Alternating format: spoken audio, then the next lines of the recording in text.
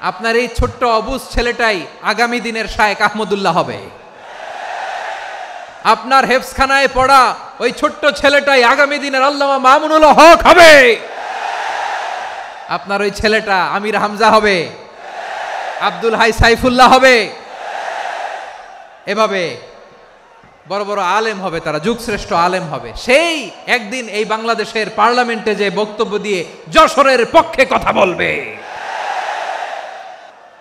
ভালো মানুষ হইতে হবে, ভালো মানুষ যারা জগৎটাকে এনলাইটেন করবে, যারা এনলাইটেন করবে, যারা সত্যের বীর সেনানী হয়ে দাঁড়াবে, যারা সত্যের পক্ষে কথা বলবে, যারা জালিমের মসনদকে ভেঙে খান খান করে দেবে। এরকম হওয়ার দরকার আছে না নাই? এরকম ভালো মানুষ আমরা হতে চাই কি চাই না? মানুষকে যত্ন নিলে মানুষ যে কত ভালো হয় আপনি কল্পনাও করতে পারবেন না। এই যে আপনাদের যশোরে যে ভালো ছেলেগুলো আছে, যে ভালো তরুণগুলো আছে, যে যুবকগুলো আছে, যে ভালো আলেমরা আছে, ভালো নেতারা আছে, সবাই যদি তাদের মতো হতো পুরো যশোরটা একটা জান্নাতের টুকরা হয়ে যেত। আওয়াজ করে বলেন ঠিক কিনা? মানুষকে নার্চারিং করলে, মানুষকে পলিশ করলে, মানুষকে গ্রুমিং করলে, মানুষকে সঠিক তারবিয়া দিলে মানুষ অনন্য হয়ে ওঠে। প্রতিটি মানুষ অনন্য। আমি অনন্য, আপনি অনন্য, আমরা সবাই অনন্য। সুবহানাল্লাহ বলেন। মানুষকে আল্লাহ তাআলা দিয়েছেন অসীম ক্ষমতা, অসীম ক্ষমতা। সুবহানাল্লাহ। একটা মানুষ পারে না এমন কিছু নাই, একটা মানুষ পারে না এমন কিছু নাই। বিশ্বাস করতে হবে, মানুষ যা কল্পনা করতে পারে ওইটা মানুষ করে দেখাতে পারে। যশোরের ভাইয়ের, আই রিপিট, আমি আবারও বলছি, এই চিল্লাচিল্লি করলে আমার এই গুরুত্বপূর্ণ কথা তোমরা মিস করবা, মিস করবা। কপাল পড়া হয়েও না, আওয়াজ করে কপাল পড়া হবে না। আমার দিকে তাকাও। মানুষ মানুষ যা কল্পনা করতে পারে সেটা মানুষ করে দেখাতে পারে। তুমি তোমার কল্পনার রাজ্যকে সাজাও, তোমাকে হারাতে পারে এমন কোন শক্তি আল্লাহর জমিনে নাই। তোমার কি শক্তি, কি সম্ভাবনা তুমি জানোই না মিয়া। তুমি এদিকে তাকাও কেন? তোমার রাস্তা তো ওই দূরে। তুমি কোথায় যাবে, আল্লাহ তোমার টেনে কোথায় নিয়ে যাবে তুমি কিছুই জানো না। প্ল্যান বিগ, ড্রিম বিগ, কল্পনার শক্তিকে বড় করো। মানুষ যা কল্পনা করতে পারে মানুষ তা করে দেখাতে পারে। মানুষের কাছে অসাধ্য কিছু নাই, মৃত্যু ছাড়া, এক্সেপ্ট ডেথ। মৃত্যু ছাড়া মানুষ সবকিছুকে জয় করতে পারে। মৃত্যু ছাড়া যে কোনো অসাধ্যকে সাধন করার ক্ষমতা মানুষকে দিয়ে দিয়েছে কে? হারার জন্য তোমার জন্মই হয় নাই, তোমার জন্ম হয়েছে জিতার জন্য, বিজয়ের জন্য তোমার জন্ম। মানুষের শুরুটাই হয় বিজয় দিয়ে। যশোর, আওয়াজ করে বলো, মানুষের শুরু হয় কি দিয়ে? আমরা যখন আমার পিতার পৃষ্ঠদেশে ছিলাম, পিতার পৃষ্ঠদেশ থেকে শুক্রাণু যখন মায়ের গর্ভদেশে যেয়ে পড়ে, কতটা শুক্রাণু ভ্রমণ শুরু করে জানো? 20 কোটি শুক্রাণু।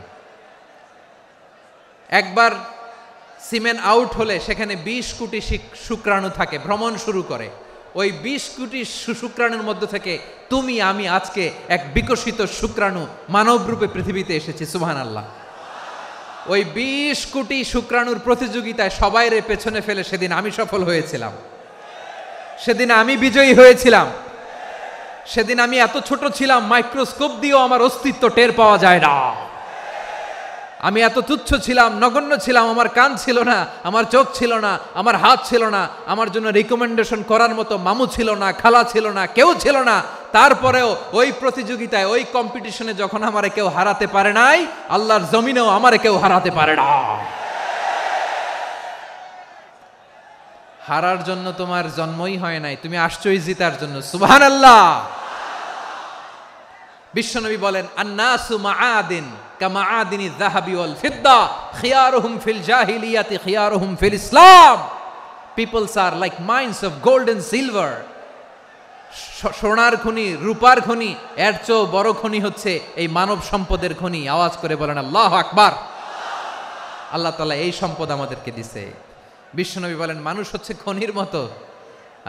খিয়ারুহুম ফিল জাহিলিয়াতি খিয়ারুহুম ফিল ইসলাম। জাহিলি যুগে যারা সেরা, ইসলামেও তারা সেরা। ইদা ফাকুহু, যদি তারা বুঝবান হয় তাহলে তাদেরকে সেরা বানায় দিবে কে? তাহলে মানুষের চেয়ে সেরা কেউ হতে পারে? মানুষের চেয়ে অনন্য কেউ হতে পারে? মানুষকে কেউ হারাতে পারে? আওয়াজ করে বলো, তোমাকে কেউ হারাতে পারবে? এই সাহস জাগছে আজকের আলোচনা থেকে।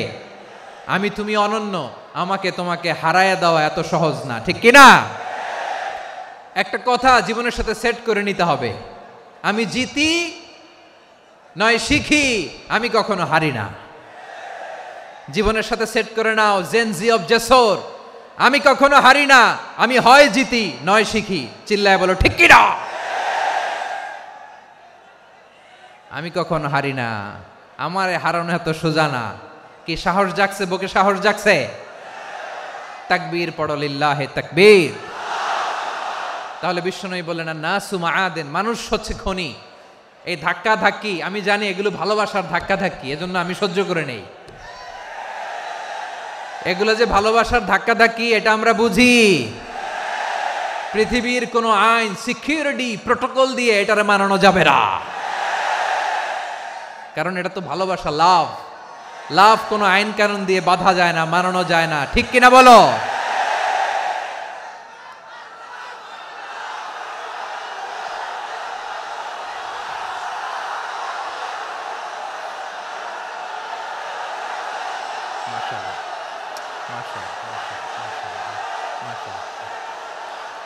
ঠিক আছে, বসুন বসুন বসুন।